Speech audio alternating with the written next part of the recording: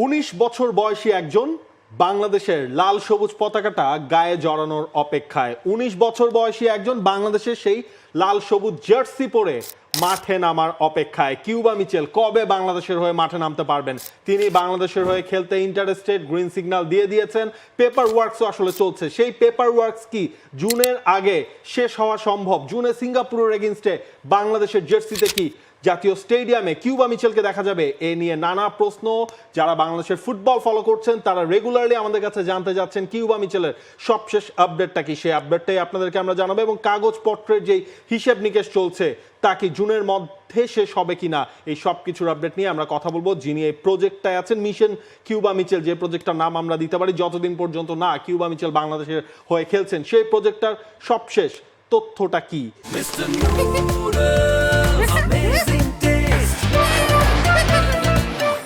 কোন কোন জায়গায় একটু হলেও জিনিসটা ঝুলে যাচ্ছে বা আটকে আছে, এসব নিয়ে আমরা কথা বলবো। কনফিয়েন্সা স্পোর্টস ম্যানেজমেন্ট, তার কো ফাউন্ডার আবিদ আনোয়ার, তিনি আমাদের সাথে আছেন। আবিদ আনোয়ার, আপনাকে স্বাগত জানাচ্ছি টি স্পোর্টসে। মানুষজনের প্রচুর আগ্রহ এই কিউবা মিচেল কবে খেলবেন। কিউবা মিচেলের খেলা আমরা দেখেছি সান্ডারল্যান্ডের এইচ লেভেল টিমের হয়ে তিনি আসলে খেলছেন। সবশেষ আপডেট সেটা আসলে এখন কোন পর্যায়ে রয়েছে? কারণ গেল সপ্তাহেও আমরা দেখছিলাম মানুষজনের একটু ক্ষোভ ছিল যে কেন জিনিসটা ডিলে হচ্ছে। কারণ প্রথমে টি স্পোর্টসে এই স্টোরিটা করেছিল এবং সেখানে আমরা বলছিলাম যে দুটা ধাপ, আসলে মেইন দুটা স্টেজ বাকি।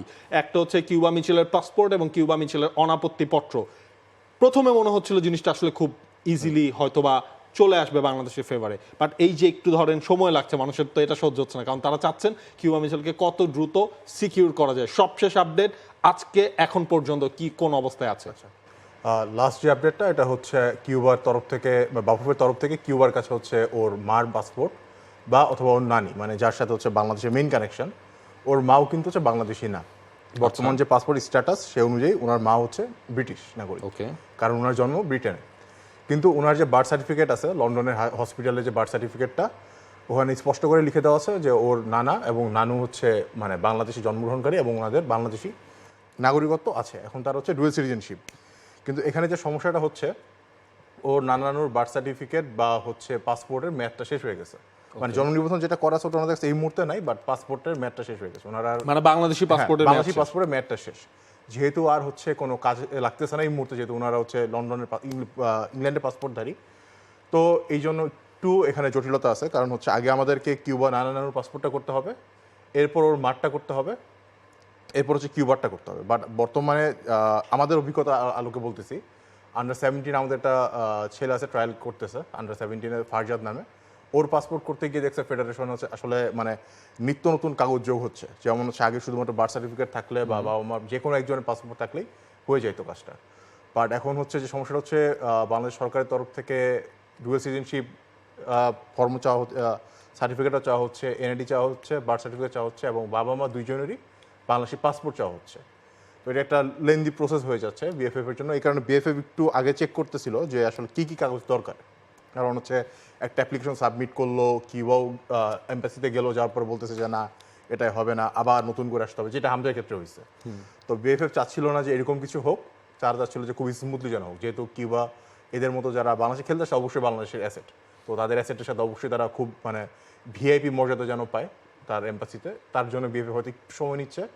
আর এখন পর্যন্ত কিউবা যে রেসপন্সটা দিয়েছে, ওর হচ্ছে ইংল্যান্ডের পাসপোর্টটা দিয়েছে বিএফএফকে, প্লাস হচ্ছে ওর মার বার্থ সার্টিফিকেটটা। বাট এটা এনাফ হবে না, যেহেতু হচ্ছে ওর মার জন্ম ইংল্যান্ডে।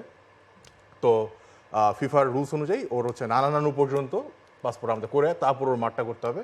তারপরে কিউবার পাসপোর্টটা করে আমরা হচ্ছে এলিজিবিলিটি চেক করার জন্য আমরা ফিফার ছাড়পত্রের জন্য হচ্ছে আমরা তাহলে মানে জিনিসটা এমন হয়েছে যে কিউবা মিচেলের, মেইনলি কিউবা মিচেলের পাসপোর্ট, ওই মিশন কিউবা মিচেল প্রজেক্টটার কথাই যদি আমরা বলি, সেখানে ধরেন হচ্ছে একটা বড় ক্যাটাগরি হচ্ছে কিউবা মিচেলের পাসপোর্ট। সেই পাসপোর্টের আন্ডারে আসছে যে তার নানা নানু পাসপোর্ট এবং হচ্ছে তার মার পাসপোর্ট, এগুলো আসলে বাংলাদেশ থেকেই করতে হবে। শুধু পাসপোর্ট বললে ভুল হবে, এর সাথে NID, birth certificate, dual citizenship certificate. কারণ ডুয়েল সিটিজেনশিপ সার্টিফিকেটটা লাগবে, কারণ হচ্ছে ওনারা মানে দ্বৈত নাগরিকত্ব নিতে হবে, কারণ হচ্ছে ইংল্যান্ডে অ্যালাউ করে, সেটা বাংলাদেশে অ্যালাউ করে।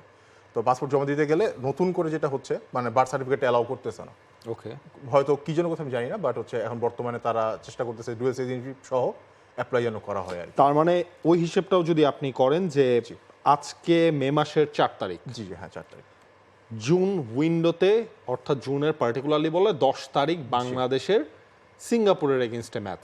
জি এই যে ধরেন 3 জনের পাসপোর্ট, কিউবা মিচেলেরটা সহ যদি আমরা ধরি 4টা প্রসেস আসলে এখন সেখানে ওপেন হয়ে গেছে, এটা কি আসলে সম্ভব? বাফুফে যদি চায়, যদি মানে সব কিছু মানে যতগুলা এখানে অর্গানাইজেশন জড়িত, শুধুমাত্র তো এখানে বাফুফের উপর নির্ভর করতেছে না, এখানে ফরেন মিনিস্ট্রি কাজ আছে, এখানে হোম মিনিস্ট্রি কাজ আছে, এখানে পুলিশ স্পেশাল ব্রাঞ্চ যেটা তার কাজ আছে, এখানে 3টা অর্গানাইজেশন এক্সটার্নাল স্টেক হোল্ডার বলবো আমরা। বিএফএফ নিজে একটা স্টেক হোল্ডার, এক্সটার্নাল 3টে স্টেক হোল্ডারের উপরে ফুল প্রসেসটা নির্ভর করতেছে।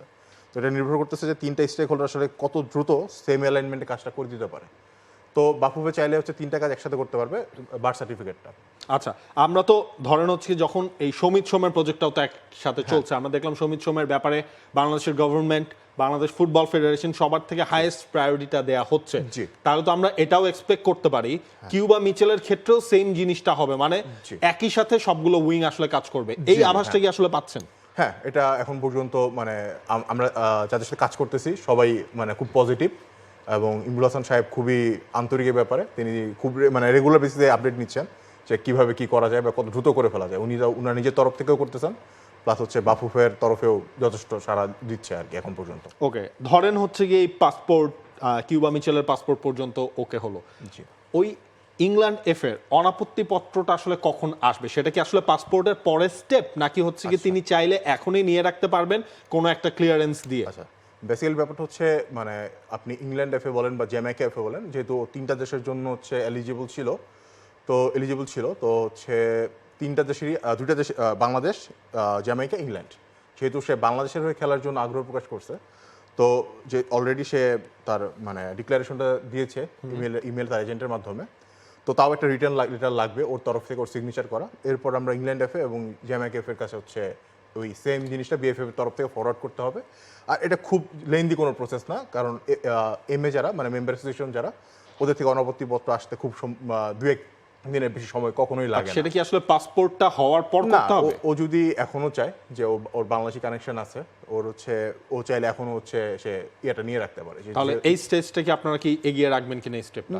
বাট উচিত হবে হচ্ছে ফেডারেশন উচিত হবে হচ্ছে একদম সবকিছু করে তারপর লাস্টে পারমিশন প্রসেসটা চাওয়াতে, না হলে সেক্ষেত্রে হয়তো কোনো না কোনো ফেডারেশনের তরফ থেকে হয়তো জটিলতা তৈরি হতে পারে যে ও তো এখনো পাসপোর্ট পায়নি, কেন তোমরা আগেই হচ্ছে চেষ্টা করতেছো। তো এটা আমি আবারও বলতেছি যে জটিলতা মূলত মানে টাইমটা সময়টা লম্বা লাগে হচ্ছে যখন ফিফার ক্ষেত্রে যায়, তখন একটা লম্বা প্রসেস লাগে, কারণ প্লেয়ার স্ট্যাটাস কমিটি মিটিং কবে বসবে, কার আন্ডারে যাবে, এটা একটা লেন্দি প্রসেস। বাট এম এর ক্ষেত্রে এমএরটা খুবই কুইক হয়, যেমন তারিখেরটাও আমরা করছি, তারিখের ক্ষেত্রে সম্ভবত 2-1 দিনের মধ্যে দিয়ে দিয়েছে, মানে এটা 4 উইকস, 3 উইকস, 2 উইকস এরকম কোনো লেন্থ নাই, ওটা খুব টার্গেটের ক্ষেত্রে তো আপনার ফিনল্যান্ডের থেকে ওই ইয়েটা লেগেছে 2 দিনের মধ্যে দিয়ে দিচ্ছে, মানে আমরা একদিন রিকোয়েস্ট করছি, তার পরের দিনই হচ্ছে লেটার চলে আসছে। তো এম এর ক্ষেত্রে এটা খুব কোনো লম্বা প্রসেস না, লম্বা প্রসেসটা খেলতে হবে ফিফাতে গিয়ে। আচ্ছা, আর এই যে ধরেন ওভারঅল এই কয়েকটা দিন লাগছে বা এই কয়েকটা সময় তো আপনাদের কিউবা মিচেলের সাথেও বেশ কয়েকবার কথা হয়েছে, তার ওই ইন্টারেস্টটা কি ডে বাই ডে আরো ইনক্রিজ করছে? হ্যাঁ, ও কিউবারও আগ্রহ বাড়তেছে, ওর কথা সবসময় ও একটা কথা বলে আসতেছে যে মানে ও সিঙ্গাপুরের সাথে 10 জনের ম্যাচ খেলতে চায়, বা এর আগে যখন ফ্রেন্ডলি মানে এই ফিফা উইন্ডোতেও খেলতে চায় বাংলাদেশের হয়ে। তো বাফুফের জন্য যা যা করা থাকে সবই যেন তাকে করে, এবং সে এতে কোঅর্ডিনেট করতে সর্বোচ্চ চেষ্টা করবে। আচ্ছা, এই মাঝখানে আপনার, আমি জানি না এই কথাটার সত্য মিথ্যা, বা এটা হয়তো যদি সত্য হয় তাও মনে হয় আমার খুব বেশি আসলে মানে ডিজার্টেড হওয়ার কিছু নাই।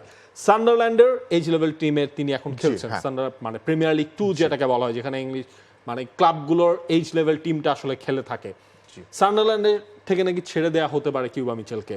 এইটা আসলে কতটুকু আপনার এন্ড থেকে জানা সম্ভব হচ্ছে? কারণ কিউবা মিচেলের একজন মেইন এজেন্ট রয়েছেন, তার সাথে কোঅর্ডিনেট করে আপনিও বলতে গেলে কিউবা মিচেলের এজেন্ট হিসেবে কাজ করছেন।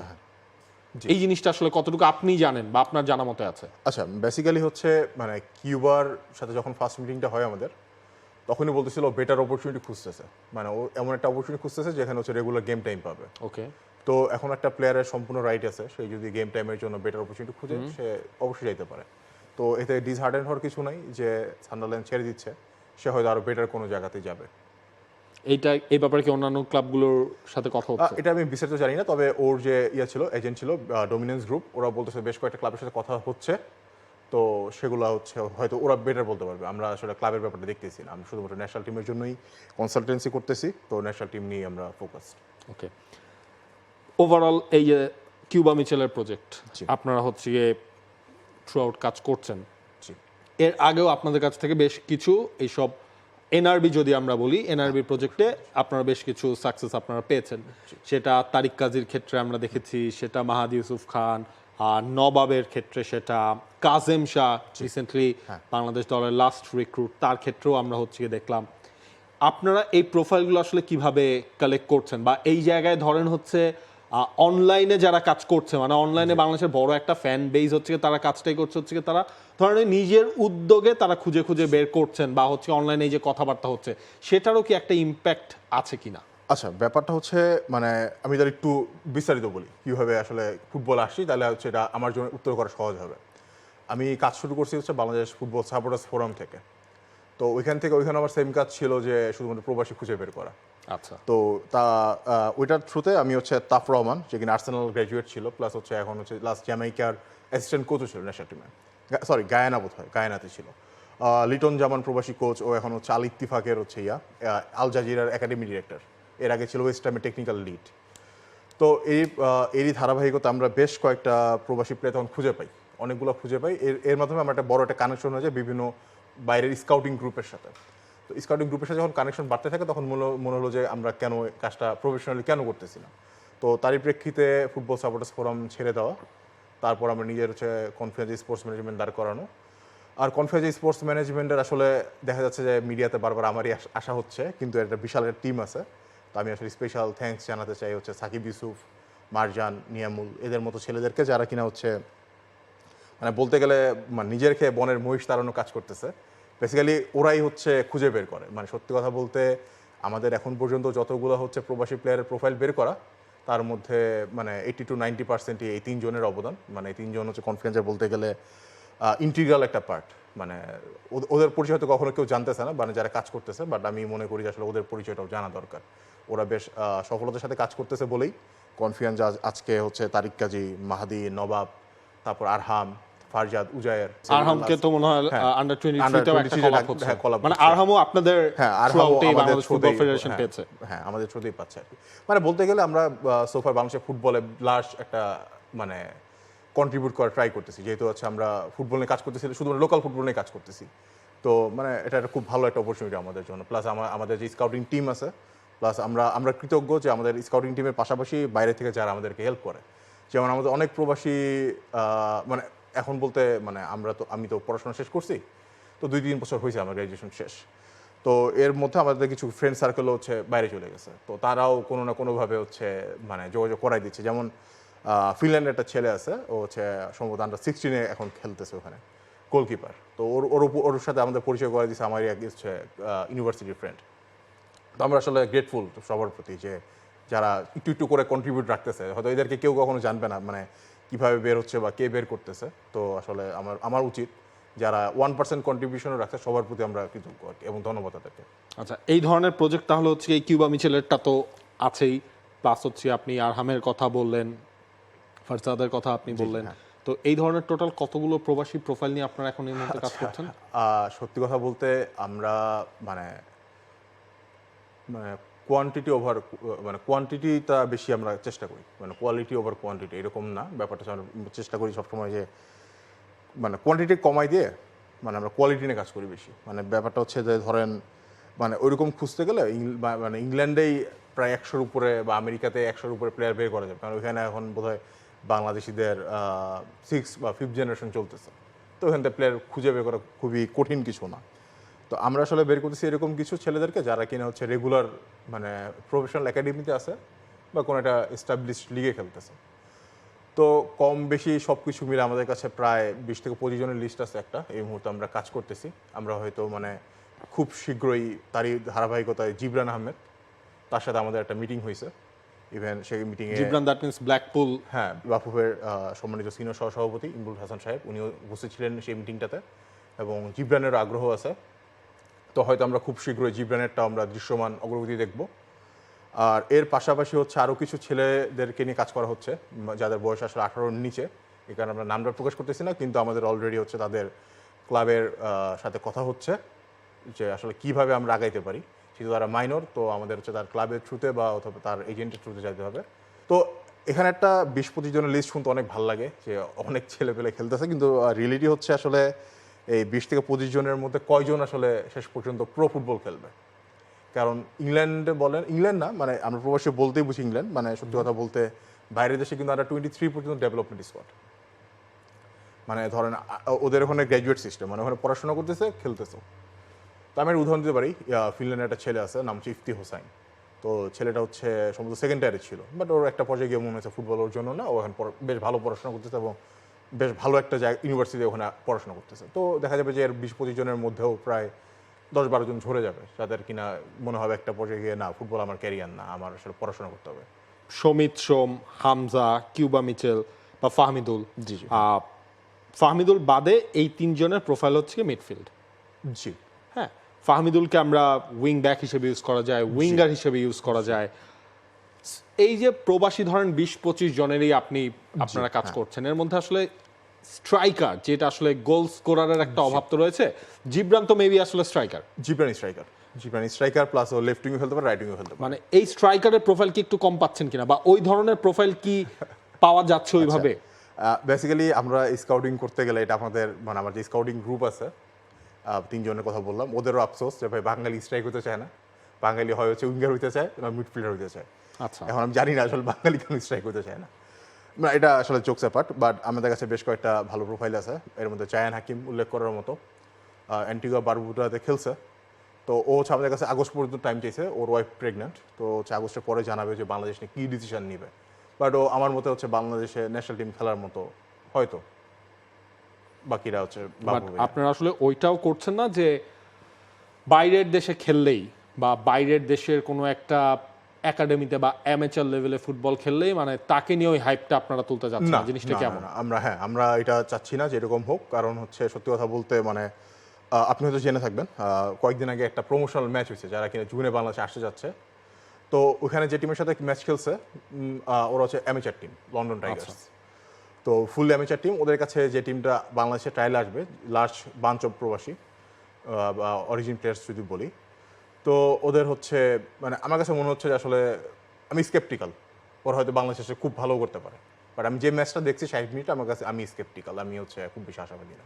হ্যাঁ, ওটার পেছনে আসলে কারণ ছিল কারণ তারা অ্যাজ এ টিম হিসেবে as a প্র্যাকটিস team করেন, practice করে, ইন্ডিভিজুয়াল পারফরম্যান্স ছিল, কিন্তু ধরেন হচ্ছে গিয়ে ওই একদিনের নোটিসে বা একদিনের হ্যাঁ এটা একটা বিশাল বড় একটা প্ল্যানিং এর ঘাটতি ছিল বলবো। প্লাস হচ্ছে মানে আমি ওখানে প্রায় প্রত্যেকটা প্রোফাইল ঘেটে দেখলাম, আমার মতে আসলে এর থেকে বেটার আমাদের বাংলাদেশের লিগ। আমি একটু কোট করতে চাই, আমাদেরই একটা ছেলে আছে অমর্ত্য দাস দীপ, ও হচ্ছে ইংল্যান্ডে পড়াশোনা করতেছে পারফরমেন্স অ্যানালাইসিসের উপরে। তো ও হচ্ছে সেম লেভেলে একটা ক্লাবে কাজ করে। ও বলতেছে ভাই এখানে আসলে ন্যাশনাল টিমে খেলার মতো সিনিয়র টিমের প্লেয়াররাই নেই, তো আন্ডার 23 বা আন্ডার 18 এর প্লেয়াররা কতটুকু ভালো করবে আমিও সন্দিহান। আচ্ছা, কিন্তু ওই যে আপনারা এই যে ধরেন কাজ করছেন, একটা জিনিস যে লোকাল ফুটবলার, জি হ্যাঁ, বাংলাদেশের ফুটবলারদের থেকে কি তাদেরকে আসলে বেশি প্রায়োরিটি দিয়ে দেওয়া হচ্ছে? ভাই আসলে স্পোর্টস তো হচ্ছে পারফরমেন্স আর্টস, মানে আমি এইভাবেই দেখি। মানে এই জিনিসটা ধরেন অনেক লোকাল ফুটবলাররা হচ্ছে গিয়ে মনের আক্ষেপের কথা বলেন বা অভিমান করে হোক বা টিপ্পনি দিয়ে হোক, তারা হচ্ছে মাঝে মাঝে অভিমানটাই আমরা ধরলাম যে যেহেতু হচ্ছে বড় একটা বাঞ্চ অফ বাইরে গ্রোন আপ ফুটবলাররা আসছেন, যদিও এইটা এখন আসলে ম্যাক্সিমাম দেশের এই কালচারটা হয়ে গেছে যে এখানে যেই দেশের কোয়ালিটিফুল প্লেয়ার আছে তারাই সেই প্লেয়ারগুলোকে আলটিমেটলি নিয়ে আসছেন। এখানে বাংলাদেশের এখন অপশন আছে, তারা আনছেন। বাট এইটা কি এই কথাও শুনেছেন নাকি কখনো? বেসিক্যালি হচ্ছে প্রবাসী নিয়ে ফাইট করতে হচ্ছে আমাদের শুরু থেকেই, মানে তারিক, মাহাদি, নবাব কারোটাই খুব যে স্মুথ ছিল এরকম কিছু না। কারণ দেখা যাচ্ছে যে ফ্যান যারা সমর্থক গোষ্ঠী আছে তারা ভেবে থাকে যে বাংলাদেশের লিগটা আসলে খুব ইজি খেলা, বাট বাংলাদেশের লিগটা আসলে হ্যাঁ বাংলাদেশের লিগের আপনি ফুটবলের মান নিয়ে প্রশ্ন তুলতে পারেন, স্ট্রাকচার নিয়ে প্রশ্ন তুলতে পারেন, বাট বাংলাদেশের লিগে আসলে মানায় নিয়ে খেলাটা খুবই টাফ। আমরা দেখছি যে ইস্টুয়ান ব্রানিয়াসের মতো প্লেয়ারও যা মানে যে কিনা বসনিয়াতে লিগটাতে বা বসনিয়াতে লিজেন্ডই বসনিয়া লিগের, এবং এই বছর আমি ভুল না করে থাকলে 6-7টা গোল আছে, তারও কিন্তু বাংলাদেশে মানায় নিতে খুব কষ্ট হয়েছে। মানে আমি জানি না যে বাংলাদেশের ফুটবলটা এত টাফ কী জন্য, মানে আমরা যে টেকনিক্যালি খুব হাই ফুটবল খেলি বা ফিজিক্যালি খুব হাই লেভেলের ফুটবল তা না, বাট আমার যেটা মনে হয় যে আসলে বাংলাদেশের ওয়েদার প্লাস বাংলাদেশের যে ফিল্ড কোয়ালিটি এটা বিশাল বড় ফ্যাক্টর, ওদেরকে ভালো কোয়ালিটির প্লেয়াররা সেখানে মানায় নিবে কিনা।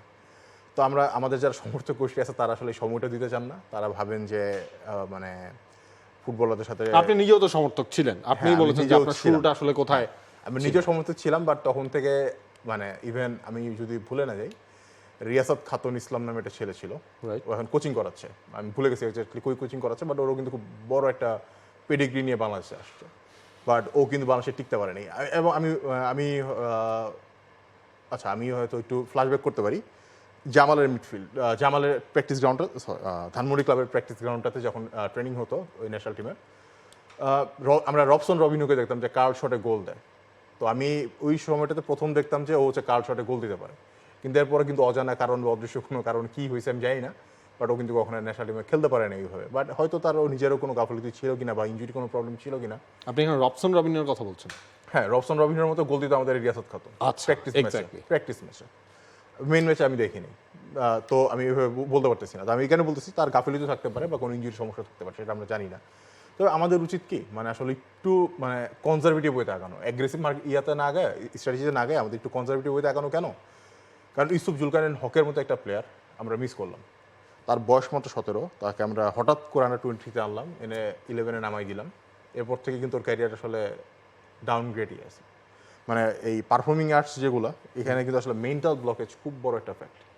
আমি জানি না যে বাংলাদেশে আসলে ফুটবলারদেরকে মেন্টালি কাউন্সেলিং করানোর কোনো আছে কিন্তু, যেমন আপনি যেমন বলে যে টিপ্পনি কাটতেছে বা হীনমন্যতা একটা কাজ করতেছে, এটা কিন্তু বেসিক্যালি একটা মেন্টাল ব্লকেজই কাজ করতেছে। কারণ ওরা থ্রেটেন ফিল করতেছে। বিএফএফ কিন্তু, আমি জানি না যে বিএফএফ এরকম কোনো প্ল্যান আছে কিনা বা ফুবের কোনো প্ল্যান আছে কিনা বা এরকম কিছু আছে কিনা, বাট এটা উচিত এখন এই মুহূর্তে উচিত। কারণ হচ্ছে এটা উচিত হচ্ছে, আমরা ফাহমিদুল ইস্যু যদি আমরা দেখি, ফাহমিদুল ইস্যুতেও সেম, মানে আমার কাছে মনে হচ্ছে যে একটা ক্লিয়ার কাট কমিউনিকেশন প্রবলেমস। তো এই ক্ষেত্রে তো আসলে মানে আপনি কোচ হেল্প কতটুকু করতে পারবে, কারণ সে তো আসলে তার কাজ হচ্ছে ট্যাকটিক্যাল ট্রেনিং করানো, ফিজিক্যালভাবে রেডি করা, তার কাজ তো মেন্টাল কাউন্সিলিং করানো না। তো বাফুয়ের উচিত, যেহেতু সে প্রবাসী প্লেয়ার আগ্রহী, তো এই যে একটা মেন্টাল ব্যারিয়ার কাজ করবে আমাদের লোকাল হোমগ্রাউন বয়েস আর হচ্ছে ইউরোপ, মানে বাইরে যার বড় হয়েছে, আমি এভাবে দেখি প্রবাসী বাংলাদেশি বলে কোনো টার্ম নাই। ব্যাপারটা হচ্ছে কেউ বিদেশে জন্মাইছে, কেউ বাইরে জন্মেছে, দুজনই বাংলাদেশি, বাংলাদেশের খেলবে। বাট ও বাংলাদেশে জন্ম নেওয়ার কারণে ওর মেন্টাল গ্রোথটা একভাবে, ও বিদেশে জন্ম নেওয়ার কারণে ওর আরেকভাবে। মানে এইটাকে একটা ব্যালেন্স করার জন্য আসলে এটা হেড কোচের কাজ না, এটা আসলে একটা প্রপার মেন্টাল একটা কোচ নিয়োগ দেওয়া উচিত এই জায়গার মধ্যে। তাহলে আমি আশাবাদী যে একটা প্রপার ব্লেন্ড হবে, এবং হচ্ছে আমাদের যারা লোকাল প্লেয়ার আছে তারা হচ্ছে বাংলাদেশের জন্য খেলবে, আর ওরা তো বাংলাদেশের জন্য খেলার জন্য আসতেছে। এক্স্যাক্টলি। কিউবা মিচেলের যেই আপডেট, সেগুলো হচ্ছে গিয়ে আপনি একটা পজিটিভ ফিডব্যাক আপনার কাছ থেকে আমরা সবসময় জানার চেষ্টা করব, এবং সব কিছু মিলে হয়তো বা জুনের স্বপ্নটা তো আমরা এখনো দেখতেই পারি, মানে হাল ছেড়ে দেওয়ার তো এখনো জায়গা আসেনি। এক্স্যাক্টলি। কিউবা মিচেল জুনে তার পাওয়ার আগে বেশ কিছু আসলেই দাপ্তরিক কাজ আলটিমেটলি হয়ে গেছে।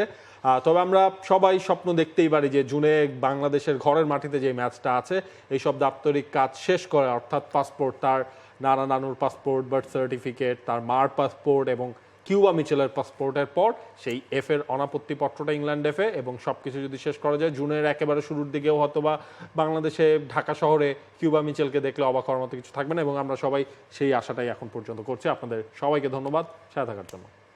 For more updates, subscribe to our YouTube channel and click on the bell icon. Follow us on Facebook and Instagram. Download T-Sports app to enjoy exciting games and highlights. Visit tsports.com.